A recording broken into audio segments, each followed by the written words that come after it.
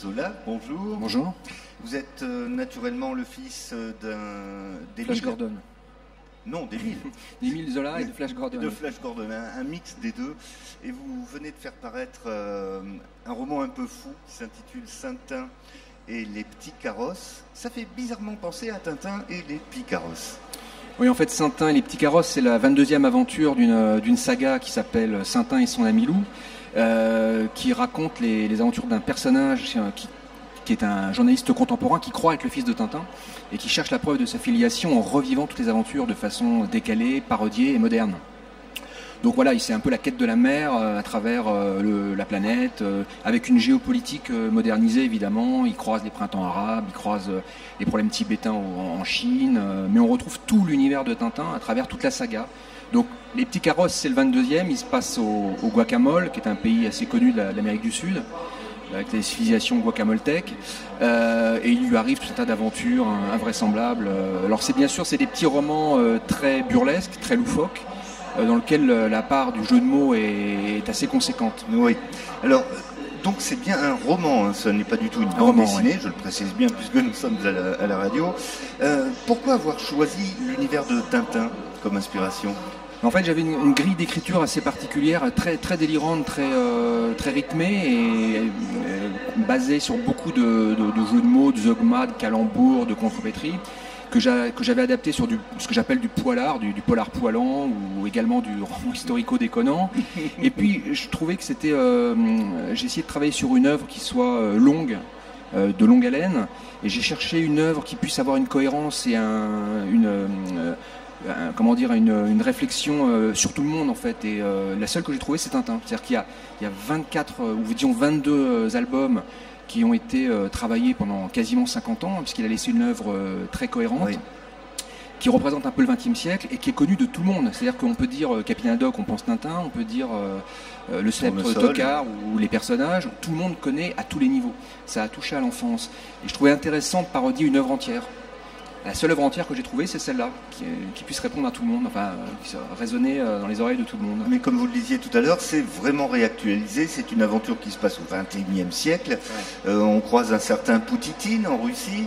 Oui, au début, oui. On parle de l'Ukraine en disant qu'une petite aspirine et le mal d'Ukraine s'en va. Bah, oui, c'est un peu plus compliqué que ça dans la réalité, mais dans les Tintins, ça se passe souvent comme ça, oui. Un petit jeu de mots permet d'évacuer beaucoup de choses. Alors c'est une histoire délirante dans laquelle vous nous entraînez, on sent que vous jubilez à l'écriture. Oui, alors c'est le résultat que ça doit donner en fait, c'est assez complexe à faire. C'est un petit peu comme pour moi l'humour, l'idée de réintroduire le burlesque et l'humour en littérature, c'est un jeu assez compliqué dans le sens où c'est un petit peu comme le suspense, c'est-à-dire vous savez où les page turners, où il y a des règles pour amener le suspense, pour faire tomber le lecteur dans les choses trappes. C'est un peu pareil avec l'humour, c'est-à-dire faire rire avec des points d'exclamation ou des mots. Il y a tout un travail, il y a toute une dynamique. Il faut que ça aille très vite, c'est très rythmé, très musical. Il faut que les mots sonnent et puis après qu'il y ait du fond en même temps, quoi. Donc ça paraît simple comme ça, mais c'est assez complexe à faire. Enfin, c'est du travail en fait. Voilà, oui, mais en le lisant, c'est amusant parce qu'on a presque des images de bande dessinée qui nous viennent en tête en suivant les personnages. Et ça, c'était très intéressant. C'est-à-dire que c'est aujourd'hui quand on aime la littérature, les mots, comment est-ce qu'on peut réinventer des choses.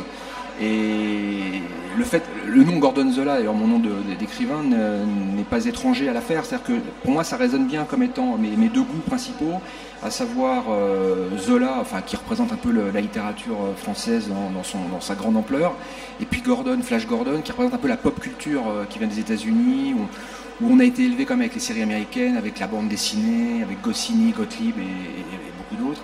Et on ne peut pas faire abstraction de cette culture-là en réalité. Donc là, les deux mélangés, je trouvais que travailler sur ce terreau de l'humour et des codes qu'on a en commun, comme les Tintins, où là, par exemple, j'ai fait J'écluse, qui est l'affaire Dreyfus vue par un policier alcoolique, vous voyez, où jouer avec des grandes faits d'histoire, ça permet de retravailler le littéraire et le mot de façon différente. Et ça permet de partir aussi sur des scénarios auxquels on n'aurait pas pensé. Vous voyez, un titre un peu déconnant, L'autre jour, j'étais dans un restaurant avec un copain et je vois un documentaire animalier et je lui dis tiens, avec des oursins, je lui dis il y a des jours avec et des oursins. Et puis ça ferait un bon titre de livre. Après, il faut trouver un scénario avec des oursins. On n'y aurait pas forcément pensé naturellement. Voilà, c'est des petites choses comme ça qui font que le jeu de mots, l'humour peut aussi faire partir sur des nouveaux concepts ou des nouveaux scénarios. Alors Gordon Zola, vous ne maniez pas que la parodie de Tintin. Il y a par exemple un autre livre, c'est Le Père de Noël est-il une ordure? Ouais.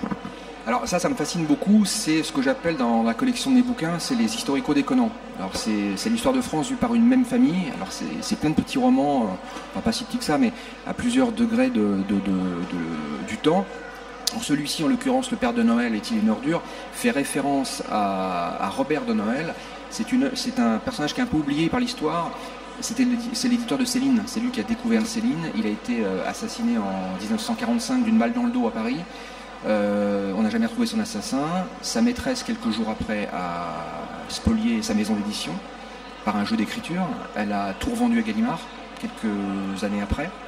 Donc Gallimard possède les éditions de Noël depuis 70 ans. Tout le monde le sait comme ça, on sait les éditions de Noël, mais on ne sait pas trop ce qui se passe derrière. Et puis Robert de Noël est enterré à la fosse commune. Et en fait, c'est quand même le troisième plus grand éditeur français du XXe siècle. Et personne ne le sait.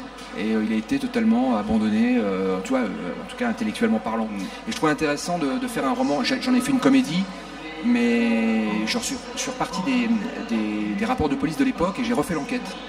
Donc j'apporte ma propre vision des choses et ma propre théorie. Alors bien sûr, c'était très délirant parce que j'ai essayé de trouver tous les axes possibles pour rire avec l'épuration, par exemple.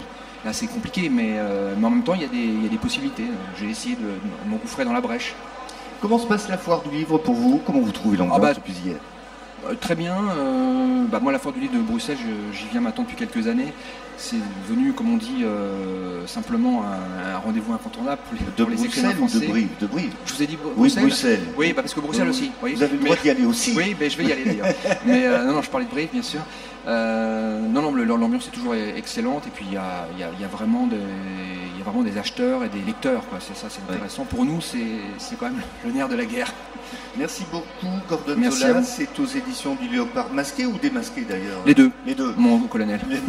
Aux éditions du Léopard Masqué, donc ces aventures de Saintin et les petits carrosses. Très belle suite de foire du livre. Merci beaucoup. Merci.